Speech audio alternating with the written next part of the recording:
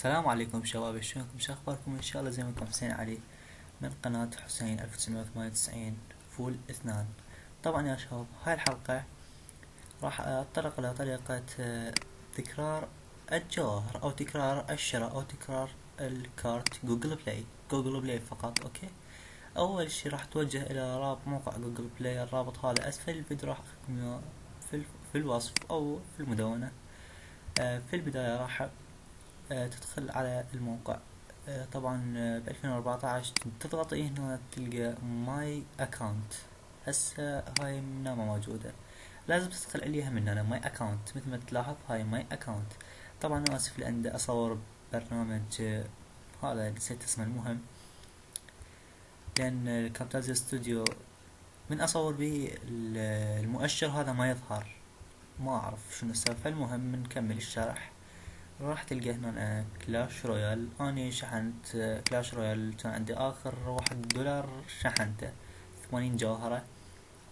فالمهم انت تريد يعني ترجع بعد ما تشحن بنفس الكارت. اوكي، تضغط على هاي العلامة، تضغط هنا على هاي الكلمة.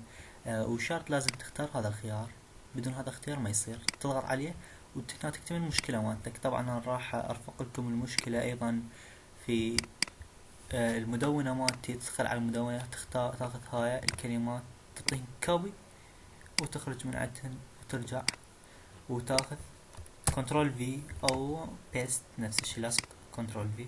فالمهم هاي الرسالة مثل ما تلاحظون يقول له هاي المهم لخابط من مدري شنو. المهم بعدين تضغط سامبت ترسل لهم الرسالة. اوكي، نضغط هنا سامبت او ارسال. المهم راح يقول لك ثانك يو مدري شنو. فاني ما اريد ارسلهم لان رسلت لهم هسه رسالة فقط. الشركة يمتى راح تجاوبك؟ الشركة بعد 6 ساعات راح تدز لك رسالة، يعني تحدد لك وقت انه يعني يقول لك يمتى. طبعا قبل ما احكي بهذا الموضوع، انه نسبة انه راح تقدر تشحن بعد مرة جديدة بنفس فلوسك راح يسترجع لك اياه $1. يعني نسبة 50%. يعني انت وحظك. اوكي، يعني خفض تعال تقول انت كذاب او من هذا القبيل. يعني انت وحظك ماشي. و يعني شباب، لو هنا انتهت نهاية حلقتنا. اذا استفدتوا لا تنسوا عمل اشتراك اذا كنت ما مشترك. طبعا الروابط المدونة يعني كل شي راح اخليكم اسفل الفيديو. ماشي، في امان الله.